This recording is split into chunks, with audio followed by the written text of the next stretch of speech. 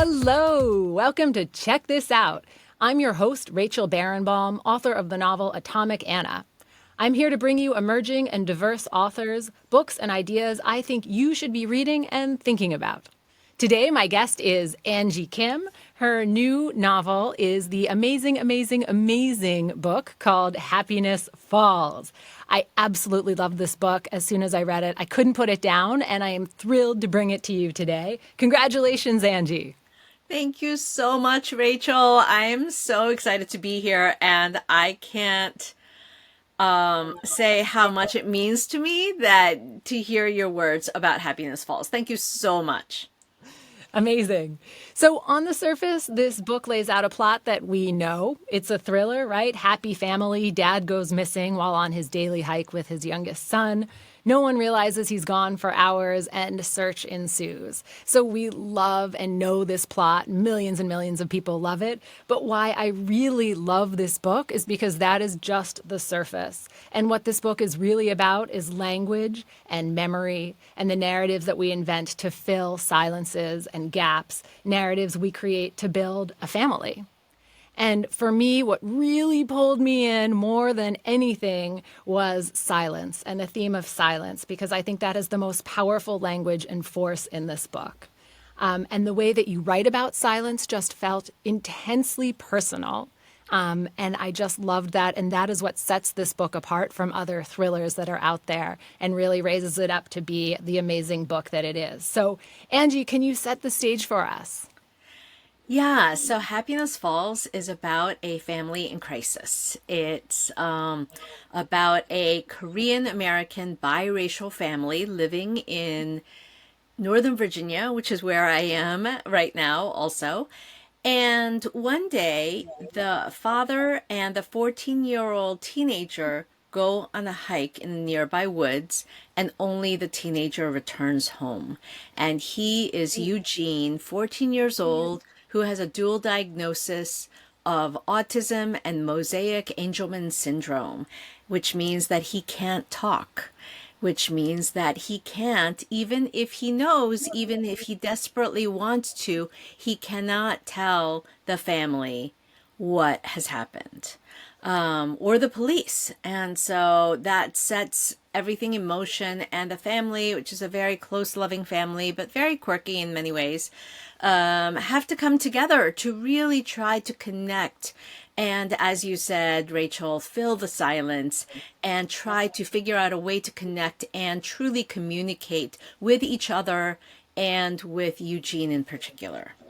Right. So from the beginning, we know that there's a witness. We know that Eugene saw what happened, but he can't communicate. He can't tell the family what happened. And so we have Mia, who's the main point of view, who opens up, and you have this amazing first line. I absolutely love it. We didn't call the police right away.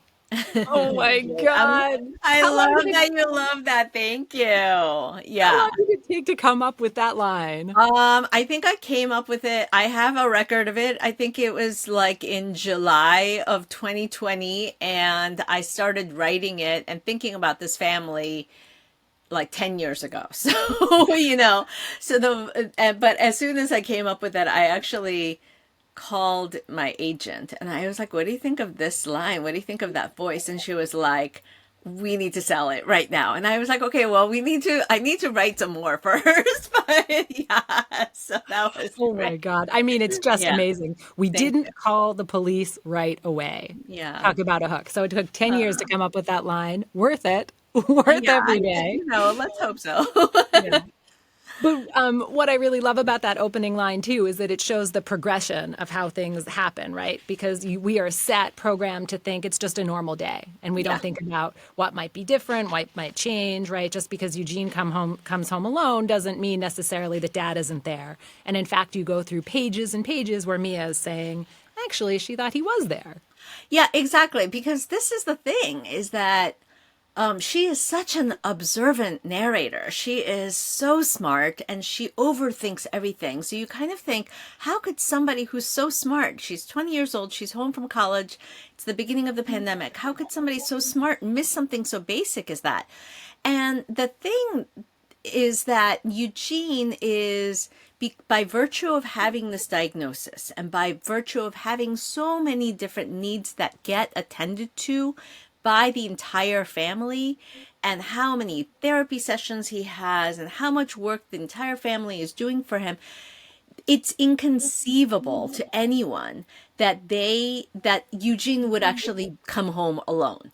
And so because of that, I think Mia was kind of like, well, of course he's not alone. I mean, that's just around the corner, or, who knows where he is, but he's definitely around. It Right. doesn't even occur to her. And, whereas if it were like a typical, quote unquote, typical 14-year-old who came home alone, then you might be like, huh, why are you home alone? You know what I'm saying? So I think in a way, the atypicality of Eugene and this family's makeup is actually what led to this situation where they were just like, yeah, of course dad's around. He's Right. always So, around. right. So hours and hours pass, and they're like, "Oh, Dad's just here or there," and just assuming it's a normal day and he's Yeah. around. Yeah. Could you read to us, please, a passage, sort of where we start to hear these questioning of is this really a normal day? Yeah. But sometimes when something happens, or rather when something might have happened, you can keep your fear at bay by denying it, confirming its seriousness by saying it out loud. Hello, we have an emergency. Our dad is missing. Is not only terrifying, but seems unwise when there are still two ways this might go. The moment hangs in balance like a seesaw, and the slightest wind could be the deciding factor between up or down, found or lost, safe or dead. I saw in Mom's eyes the same thought. Calling the police would mean this was a big deal. Laughing it off as silly dad might be just what we needed to make it fall the other way. Tell the universe to leave it alone. Let us be. You don't have to say it. I know. Wishing, pretending doesn't make it so. We knew that. Maybe it was plain old-fashioned selfishness, a desire to sustain the relative tranquility of our lives a little longer, for Eugene's sake, if nothing else. I could almost hear it, Dad saying, I'm fine, don't worry about me, worry about Eugene. He's the one you have to take care of. So that's what we did. And of course, looking back, it seems clear. Buying ourselves this half day of ignorance, hardly blissful, let's call it pre-painful, brought us so much more trouble later. So good. So there we have Mia and the family realizing they should have acted sooner, right? And there's a lot of guilt around that. So much. Yeah, so much guilt, especially looking back. But again, here we get to one of your themes is memory. And Mhm. Mia and the family start examining what they remembered happened that day, right? And they start, memories start to shift. Can you talk about how you treated memory and how you thought about it as you were writing this? Yeah, so Mia is thinking about all of this from a little bit after all the events that she's describing now have transpired. So she's really going back through each of her memories and trying to think, in detail. Okay, what did I exactly see? Did I notice that in the moment? Because there are some things that you may have subconsciously thought about or not really thought about it at all at the time. But if you go back later, you can sort of think, wait, you know what? I did notice something. I just didn't think about it because I didn't think it was significant. So she's doing a lot of that right now because she feels so guilty about not having noticed that, dad didn't return home, which means that they were delayed in calling the police. And after the police come, they start realizing how important it is that those first few hours and 24 hours really, really matter. So she's feeling really badly about that. And it seems so natural, too, to go back and say, did I really see this or did I see that? Right? I mean, you really capture that very human element to that memory. Yeah, absolutely. And she's such an overthinker anyway, so of course she's going to do that. And she's also the kind of person who sort of thinks a lot about the multiverse and, what if something had happened? What if I had done this? What would have played out? And sort of playing those logic games also with herself, you know? So, Angie, we've set the stage. We know that dad has gone missing, and Mia, the main character, his daughter, is trying to figure out what happened. And as they dig into the mystery of where is dad, they also come to the question of who was dad, right? And what was he up to? And so they start digging into his, computers, his papers, and they find this work that he's working on, HQ. Dun, dun, Yeah, dun. I know. It is so interesting. And yeah, and I think this happens, right, with people that we assume we know, and we assume that we know everything about them. And I think this happens a lot, especially with people like our parents who are home. And so we consider them in a domestic context. And we sort of think of them in that role, and we don't think of them in an external role and what their outside interests might be. And this family is a little bit unusual in that the dad is the stay-at-home father. The mom, who's the Korean immigrant who is a linguistics PhD, she was a stay-at-home primary caretaker for all the kids for about 15 years, and something really dramatic happened, and the dad and she decided to switch places, really for her sanity and the health of their marriage and for family life too.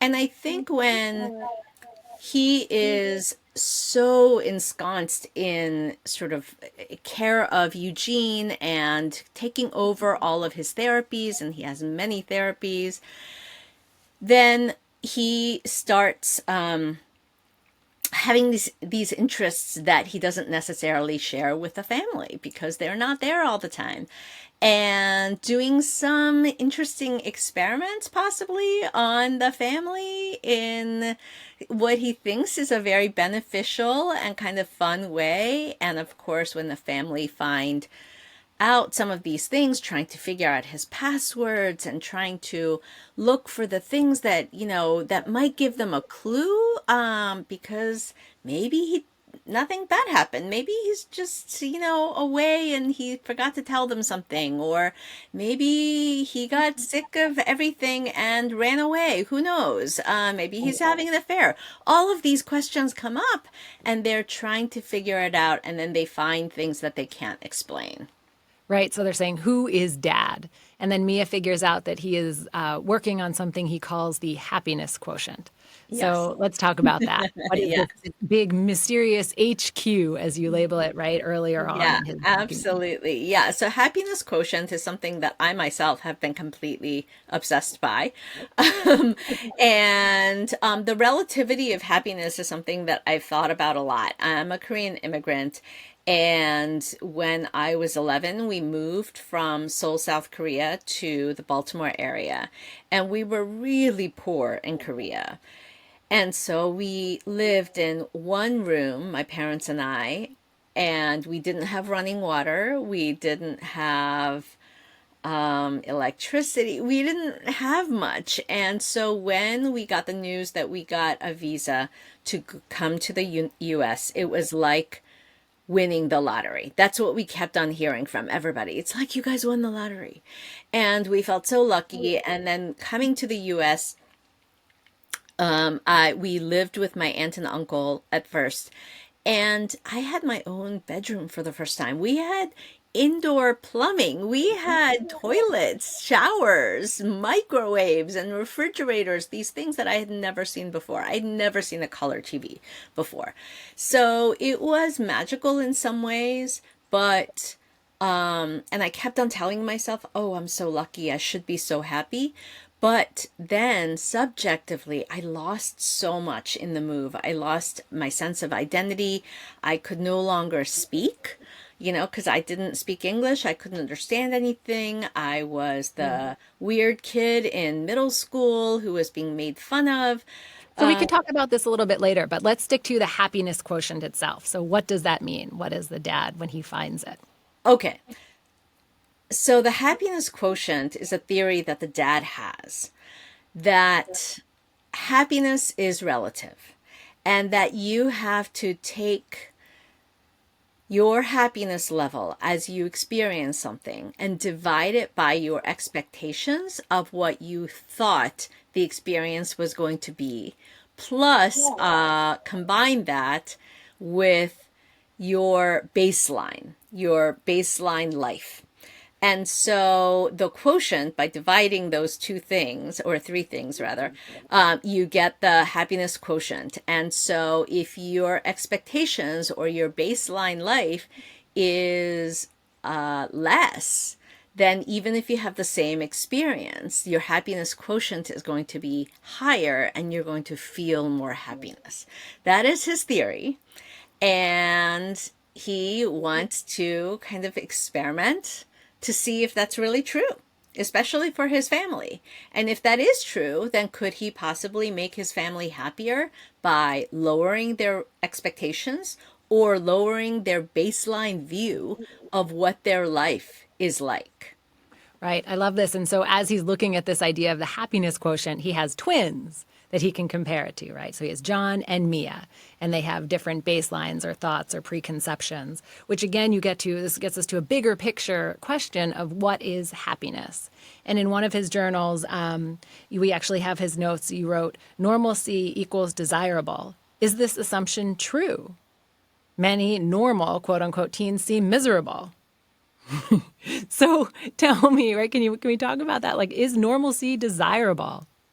Yeah, I mean, normalcy is something that I think as an outsider, I have struggled with a lot, wanting to be normal and thinking if only I could just be normal, whatever that means, then I would be so much happier.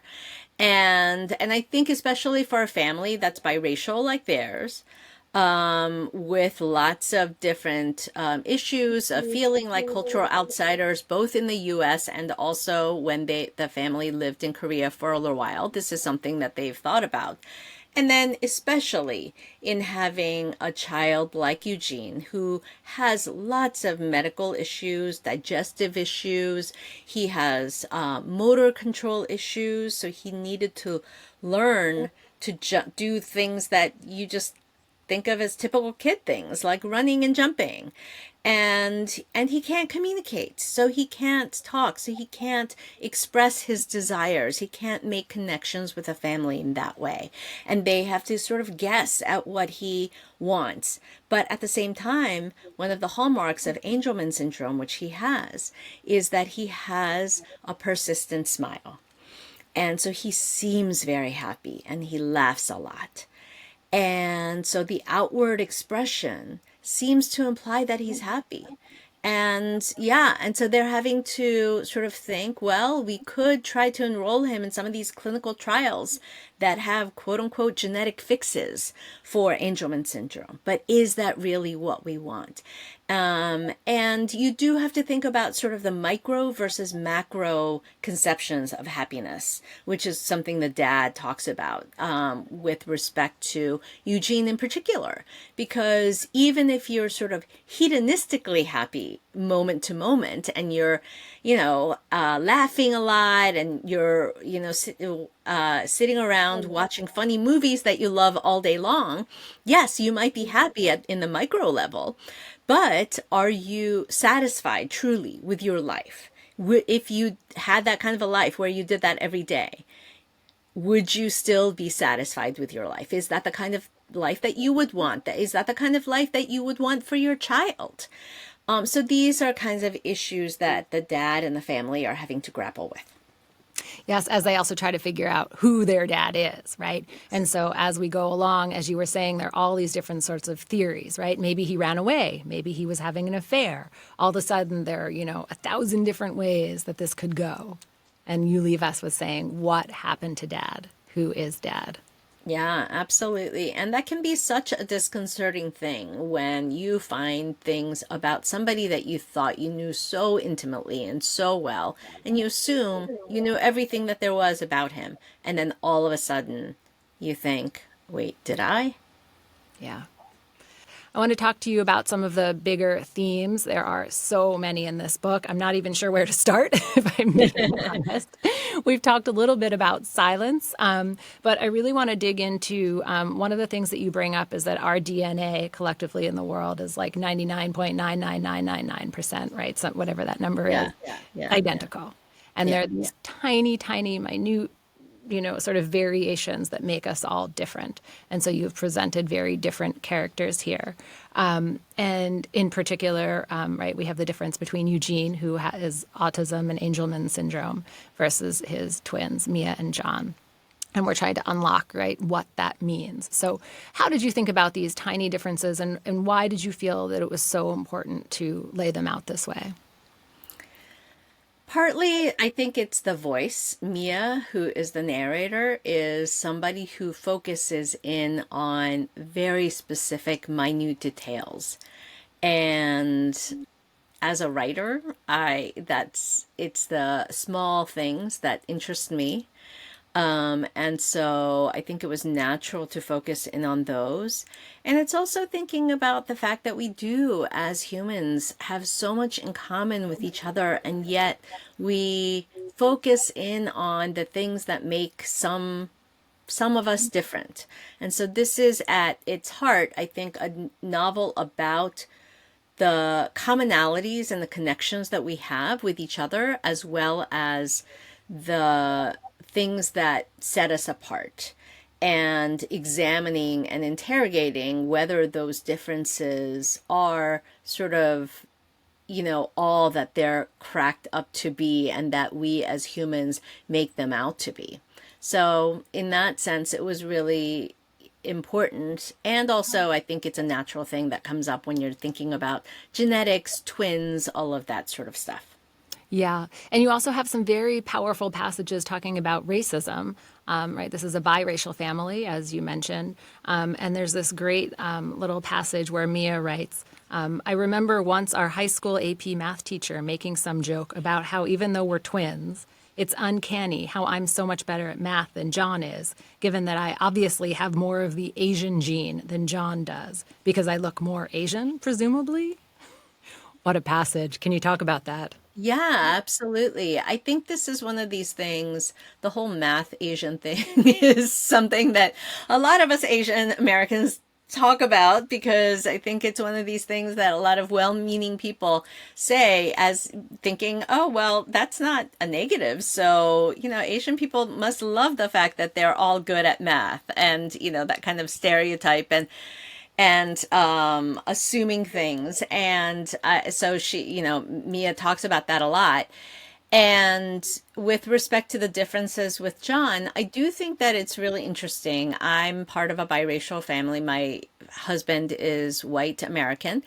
And I think it's so interesting that I didn't really realize that the kids who are biracial, some can look more Asian, some can look more white, and that has implications of its own. And in a society where race is just so baked in, it can make the kids sort of feel, it raises weird sibling dynamics, especially in how the outside world views them and treats them, even though they're the same and from the same family and all of that sort of stuff. So I thought it was an interesting element to explore, and how Mia is treated as different and more other and less than with respect to John, even though they're twins.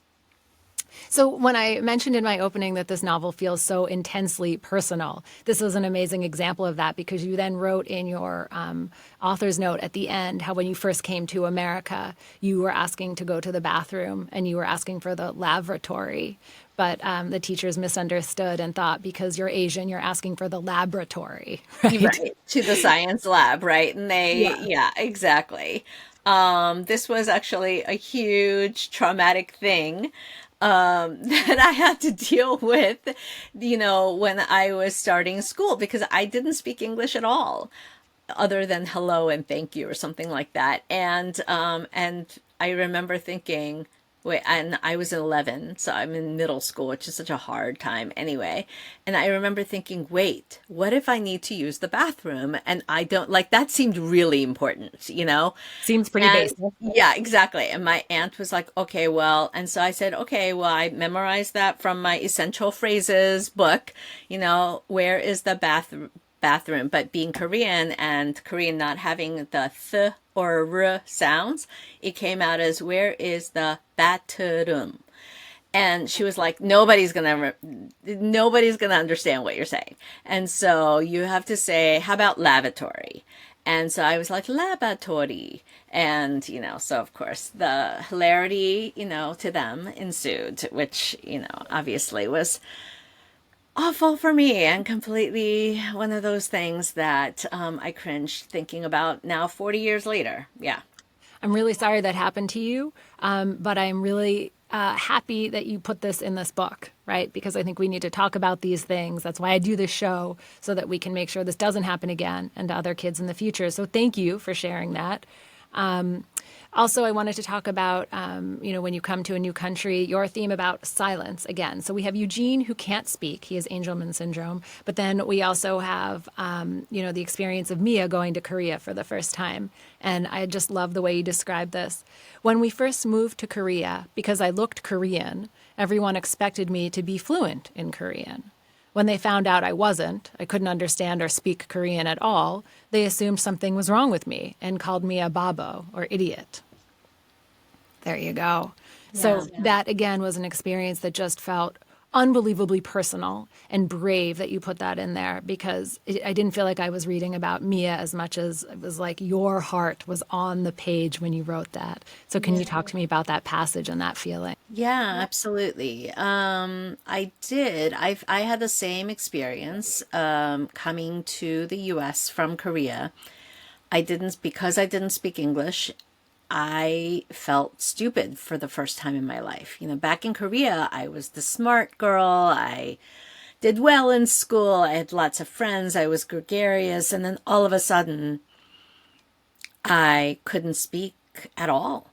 And I think that experience made me realize for the first time that our society, and that includes me, we equate oral fluency with intelligence, deeply so, to the point where I knew that I didn't just become stupid overnight.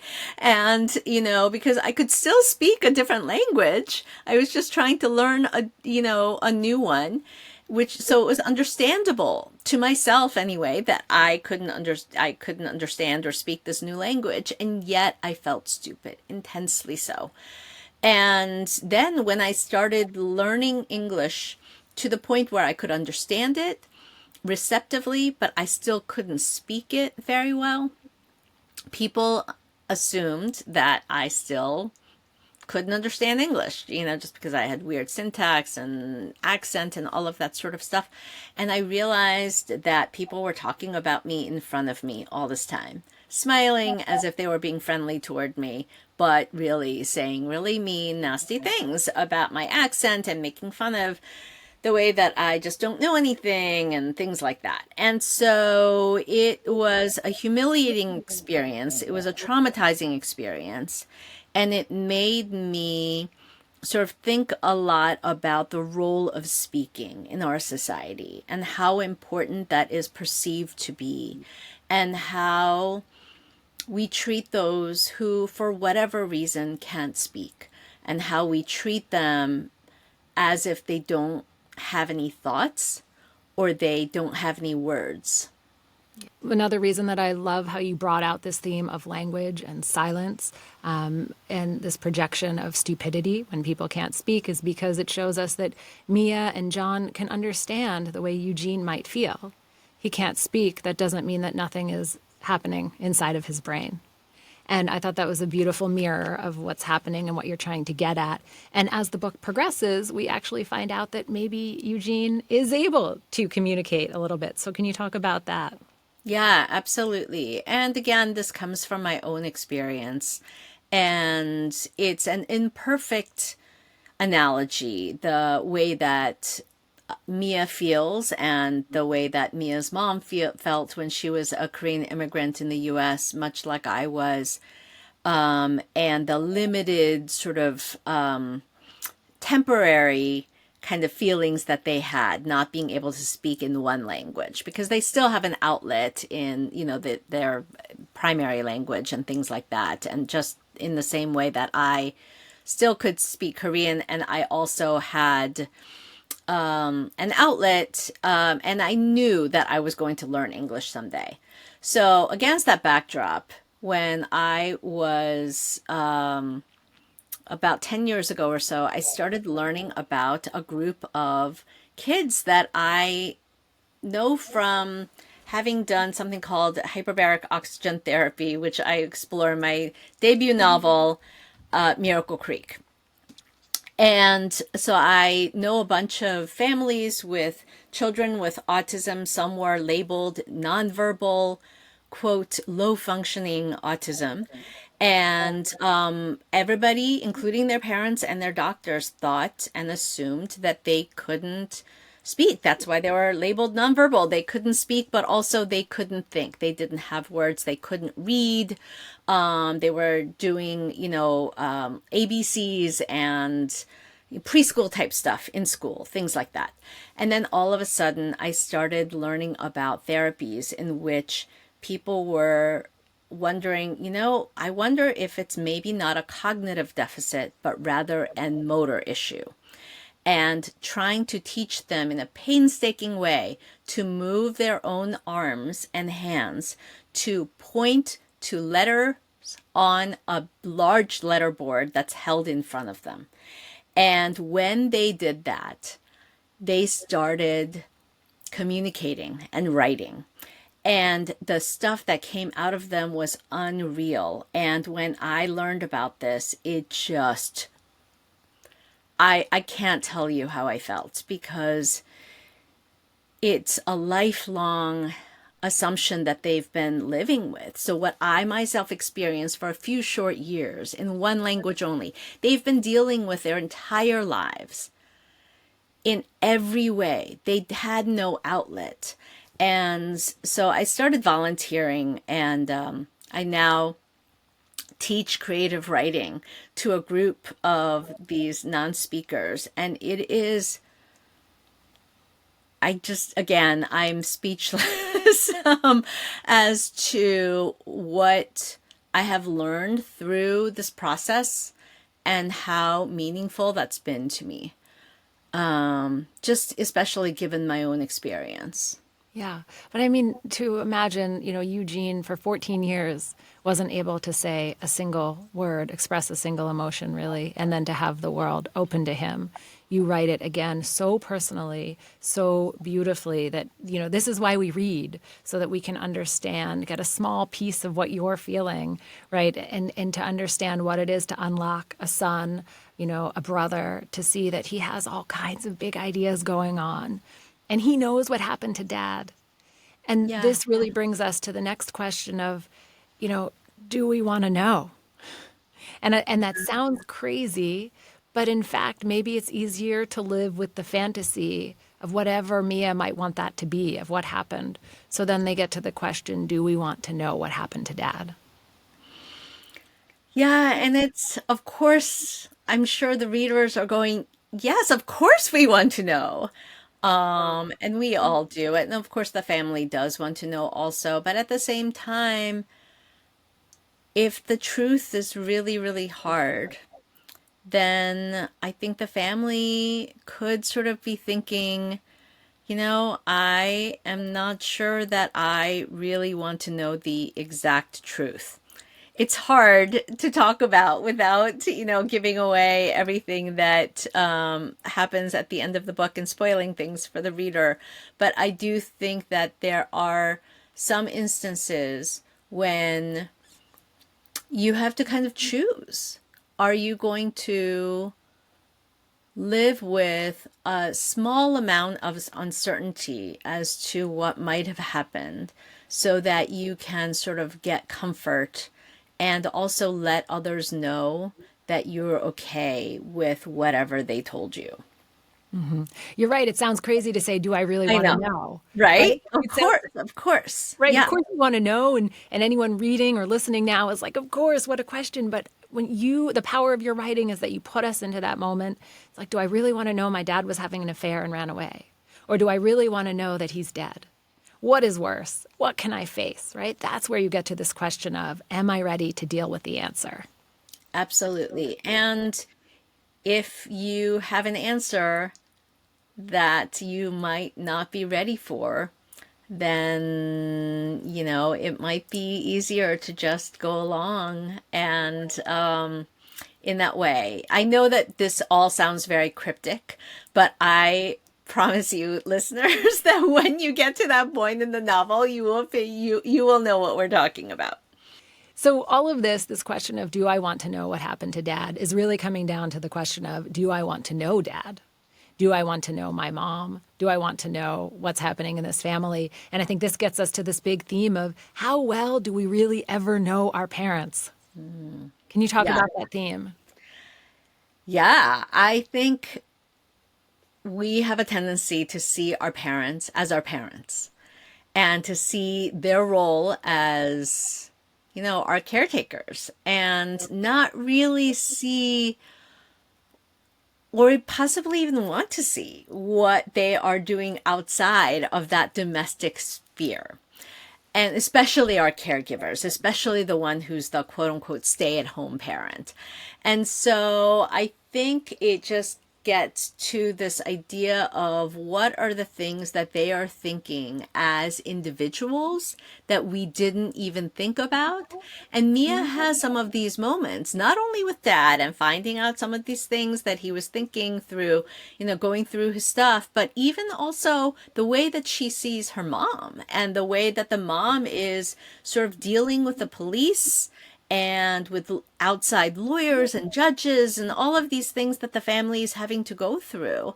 And she has several times when she's like, wow, I didn't really think Mom could be like that. And I can kind of see what Dad was talking about when he said that she was a badass, a career person in whatever way.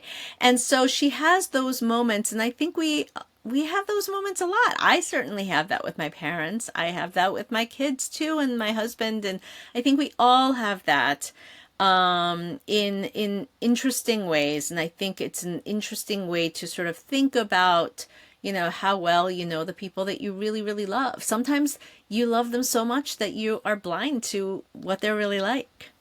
So we're going to move into sort of the last segment of this show, where I love to ask authors about the process or the business of being an author and writing the book itself. We have a lot of listeners that are writers, aspiring writers, and who want to hear about some of the details. So you've written this, amazing whodunit, what happened to Dad thriller type, which we've discussed is really about these bigger themes of silence and language and racism and what we fill in, right? And immigration, what we fill into these spaces where there's no noise. But you do that by sort of doling out clues slowly, right? And you give us a small piece every once in a while, just enough to keep us going. So how did you keep track of what clues you were going to drop and when? So I'm not a plotter, especially for this book. I didn't actually think that this book was going to be considered very much of a thriller. And I'm still a little bit surprised when people call it that, but in a good way.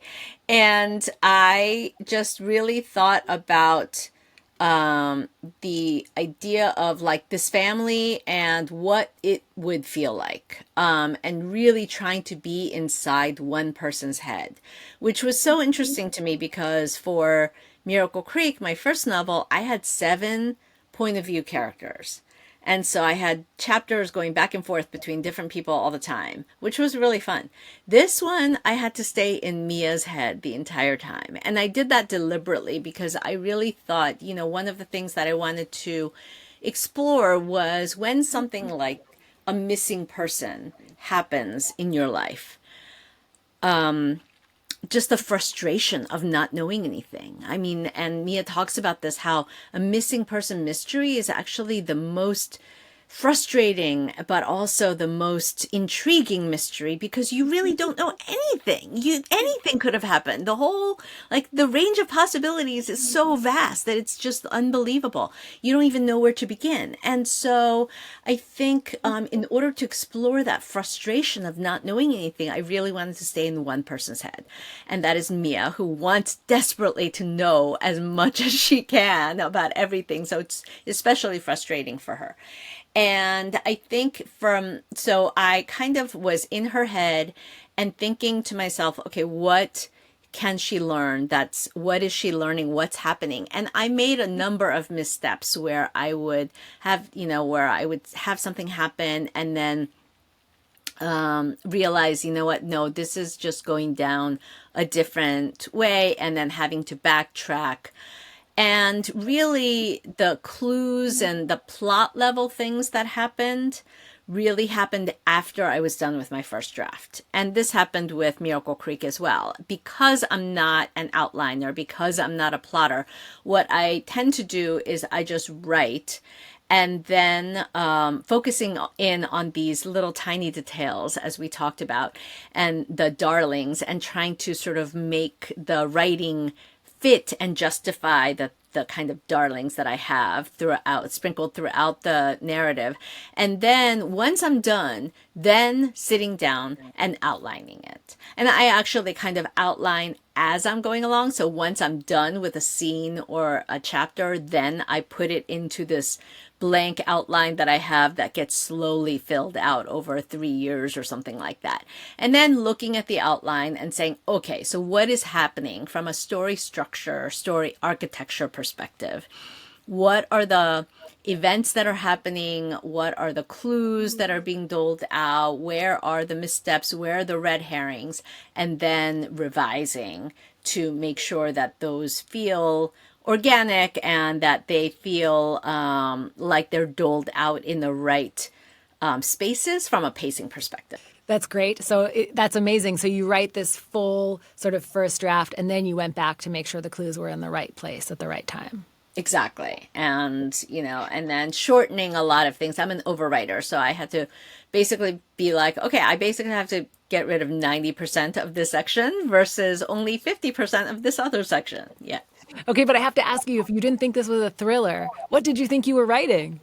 I thought I was writing a family drama. I still think that's what in large parts what this is. Yeah, I thought I was writing a voice-driven family drama of what a family goes through in the face of a missing person, rather than a missing person mystery, if you will. I mean, in a way, I think the missing person mystery is a Trojan horse of sorts, a way in for me as the writer to start writing, and also a way in for the readers to sort of hook them and get them invested in what this family is going through, and then use that to explore not only what's happening with respect to the investigation and things like that, but also the family's background, their relationships with each other, their dynamics, and really explore sort of the emotions that the family must be going through when they're having to deal with things like, their beloved father, the anchor of the family, going missing, and finding out new things about him and about Eugene also. And sort of, the emotional fallout from all of that, as much as the what really happened to Dad, which of course they want to know as well. And we do too. Like the what really happened to Dad keeps us turning the pages in a sense, but then the reason that I can't stop thinking about the book is because I'm thinking about the silences, the language, immigration, racism, right? Those bigger themes are what haunt me after I'm done reading.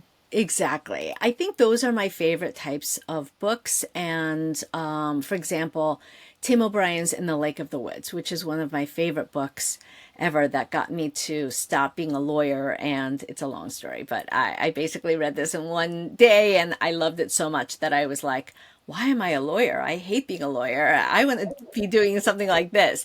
And eventually, years later, became a writer. But that book has a missing person. at the very beginning. The protagonist's wife goes missing, and there is a missing person investigation, but that's not really what the book is about. The book is really about what this couple went through in their marriage, and what this protagonist went through in the Vietnam War, and how those are manifesting in the current day. And so I wanted to do something similar, and I hope that I did the same thing with my debut novel as well. There is a who done it, how done it, why done it, but that's really a way into the immigrant slash special needs parenting experience and what it's like being a medical and cultural outsider. Yeah. So you mentioned that you were a lawyer. You also studied philosophy, and there's a lot of philosophy in this book. And in fact, you get to this passage where you say something to the effect of language makes us human. And so if you don't have language, are you human? And I really loved that quote. And before we go into a short break, I wanted to ask you to please talk about that quote and how, that idea and how you thought about that. Yeah, that idea is such an interesting one. And it's a kind of a simplistic, very, very simplified version of Chomsky's theory about language and grammar being inherent to humans, which is a linguistic nativism kind of idea that he is credited with starting. And I, and people have talked about whether it's an ableist assumption, because what about the people who can't speak? And so Mia sort of, or one of our narrators who thinks deeply about philosophy and a lot of ideas that are interesting, she sort of thinks the same way. She says, I've never really liked Chomsky because of that idea that he has, because to me, that means that people who can't talk, like Eugene, are less than human. And then she realizes after some conversations with the mom, who is a linguistics PhD and who idolizes Chomsky, that she actually has a different interpretation, which is that Eugene does have language. Just because he can't speak them doesn't mean that he is quote unquote nonverbal. He has language. He just can't speak them out loud. That's not the same. And so I thought that was such an interesting way to think about sort of the semantic difference between, nonverbal and non-speaking. My non-speaking students will riot when you call them nonverbal. Yeah. Because a lot of people do. They say they're nonverbal autistics, and they're like, no, I am not nonverbal. I am just non-speaking. That's not the same thing. I have words. And you can't just say that it's just a semantic difference, because semantics affects the way that we assume things and see the world. And so don't call me nonverbal. I love that. And in the book, there's actually, you go through the moments where the family realizes that Eugene can spell and that he's been reading subtitles this whole time, right? He can read and no one recognized it. Yeah, absolutely. And that happens so much with my students. The parents of these students that I've talked to will talk about the first time that they saw them spell something. And they are thinking, this must be a joke, because I didn't even know how does my son even know how to spell anything? We didn't teach him. And you're just like, yeah, you did, because, they've gone through all of this and they've been noticing things without us, with them assuming that they didn't notice any of that, and that they weren't absorbing and that they weren't learning, because that's what our assumption was of these people. I want to get into the insides, right? The hardcore part of writing this novel. Can you talk to me about how long did it take you to write this book? So the characters have been with me for 13 years. I wrote my first short story about this family when I first started writing. And that was published in 2013. And this particular story with a father going missing, although I didn't realize the father was missing, but I knew it had something to do with happiness and Eugene's speaking and not speaking and all of that sort of stuff. That happened maybe about 6 years ago. So it's been going, yeah, I've been thinking about it for a very, very long time. About how many drafts do you think you've gone through to get to this published version? It's so hard to know because I edit as I go along. So each scene I write, and I probably have edited each scene before I even sent it to my agent or editor or any beta readers at least 20 times.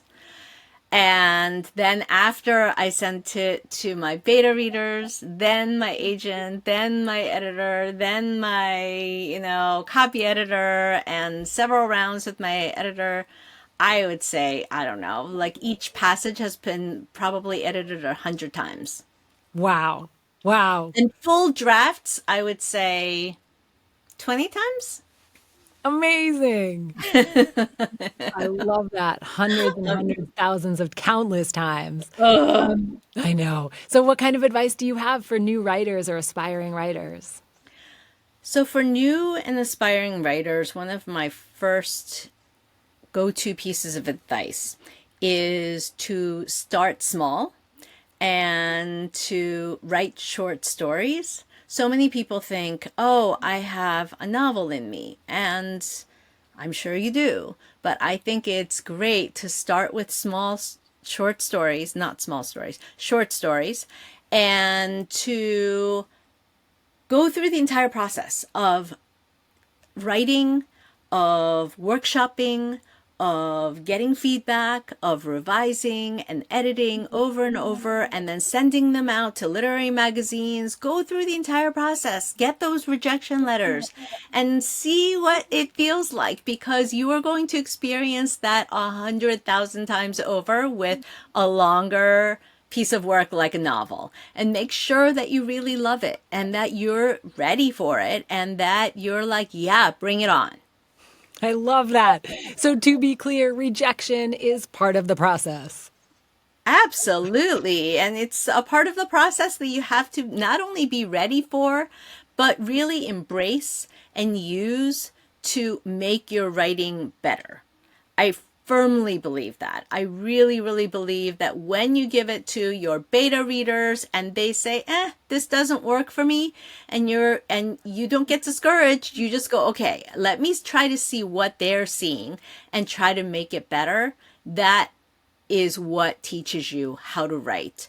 And you need to love that process or else you're not going to survive.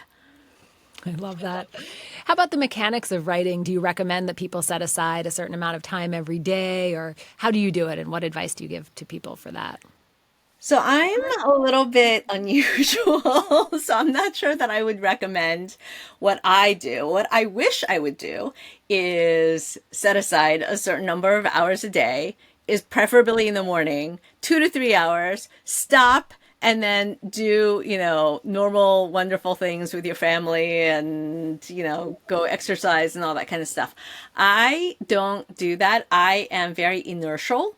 And so when I'm in a scene, I just cannot stop. And it takes me a while to get in a scene. So when I'm in a scene, I will often work from like 8 a.m. to 8 p.m. nonstop. And I do a process called method writing. I think it's from my early days when I was in theater and I did so much method acting. So I like to really try to get inside a character's head and try to stay there as much as possible when I'm writing a scene actively. And so it really helps with that for me to write for as long as possible on the days that I'm writing. And you are unbelievably good at promotion, at getting your book out there. And it is something that a lot of authors and writers are scared to do. So can you offer some advice on promotion? Yeah, I'm kind of surprised to hear you say I mean that. it as 100% a compliment because I think a lot of people think that you can write a beautiful novel and that will sell itself. And sometimes that happens, but most of the time that doesn't. And you can write the most beautiful novel ever written, and unless you are in the promotion machine, nobody will read it.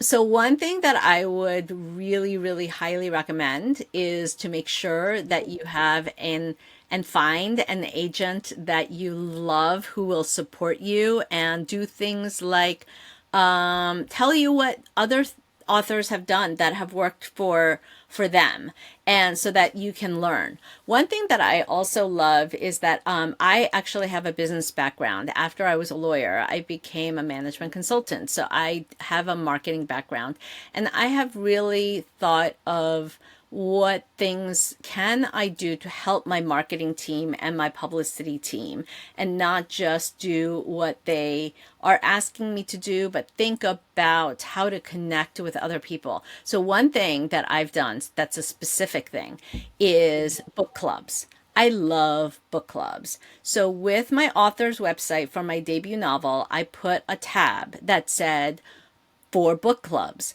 And I said, if you're reading this and you're in a book club, please invite me to join you, and I will join you if I can. I did over 250 book clubs, Oh my God. mostly by Zoom because of the pandemic and all that, but like all throughout the country. And what I then was able to do was for those book clubs that had hosted me, because I now had relationships with them. When with Happiness Falls coming out, I was able to email them and say, "Hey, here's my new book coming out. Would love if you would like pre-order. I would love if you would invite me back." Like, I'm not sure that I can do 250 book clubs again, but I will definitely make you guys, since you hosted me and supported me from the very beginning, I'm going to make you a priority.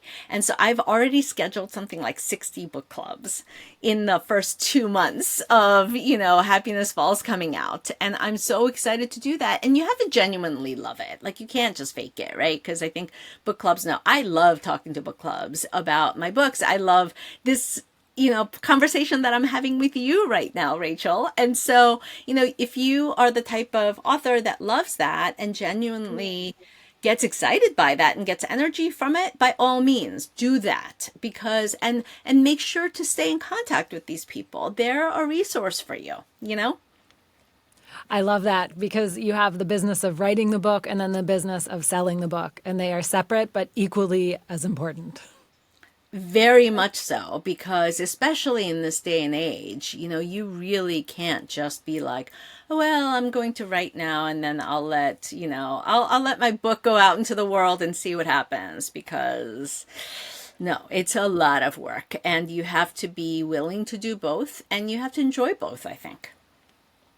Thank you so much, Angie Kim. You've been listening to Check This Out. I'm your host, Rachel Barenbaum. My guest today was Angie Kim. We were talking about her new book, Happiness Falls. I'm here to bring you emerging and diverse authors, books, and ideas I think you should be reading and thinking about. If you love these books as much as me, and I know you will, go to your local library and check them out, or go to your local bookstore and buy a copy. This show is brought to you through a partnership between the Howe Library in Hanover, New Hampshire, and NHPR. Our producers today are Jared Jenish, Megan Coleman, and Emily Quirk. The Howe Library Director is Ruby Simon. NHPR's Program Director is Emily Quirk. The show is sponsored by the Jack and Dorothy Byrne Foundation and the Howe Library Corporation. Thank you for listening. I'll be back next time with the author John Manuel Arias, whose new novel, Where There Was Fire, is a novel you do not want to miss. Go to your local library and check it out today. See you next time.